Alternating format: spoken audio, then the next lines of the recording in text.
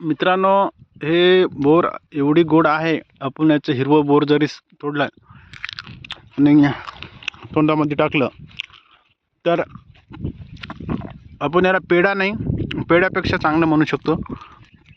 पेढा फक्त गोड लागते, पण याच्यातून अशी चव येते भयानक, माणसाला खावा असं वाटते. त्यातले त्यात खाली पडलेले तर एक नंबरचे असत.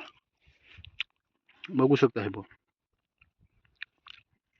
कुठल्या कथेमध्ये तर एक असं आहे, कोण्या देवानं देवाला बोर म्हणजे देवाच्या एका भक्तानं देवाला बोर दिले, पण ते बोर अर्धवट खाल्लेले. पण देवाने त्याचा विचार नाही केला की हे उष्टे असतील काय, पण त्यानं ते प्रेमापोटी ते बोरं खाल्लेत. तसंच आज सांगायचं तात्पर्य झालं तर असे रानटी बोर आपल्याला खायला खूप दिवसानं असे रानटी बोरं खायला भेटायले. सांगायचं तात्पर्य आलं त्या सीझनला खायला पाहिजे, जे आलं ते खायला पाहिजे.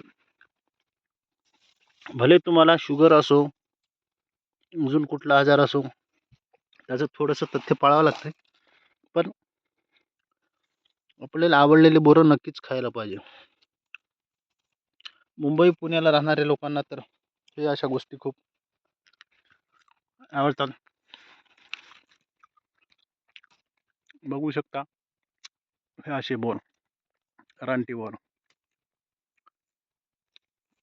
नक्कीच तुमच्या परिसरामध्ये असे बोर जर असेल तर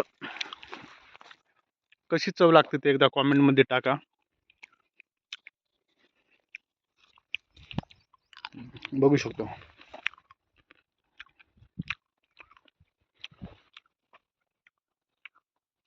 भयानक गोड अशी बोर आहे. मुद्दामून आज रविवारच्या सुट्टीच्या दिवशी बोर खायला मिळाली. रानटी मेवा आहे. असेच नवनवीन व्हिडिओ पाहण्यासाठी आमच्या चॅनलला सबस्क्राईब करा, शेअर करा, लाईक करा. हे बघू शकता आमच्या शेताच्या बांधावर असे आम्ही लावलेले आहेत बोरं. भले आपल्या गावातील किंवा इकडं इकडल्या परिसरातील यांना बोरांना महत्त्व नसते. विदेशामध्ये तर हे बोरं असे असतात नसतात, कारण की तिकडं थंडी किंवा जास्त हे असलेलं पावसाळी वातावरण असते, त्याच्यामुळे तिथे असतात की नसतात काही सांगता येत नाही.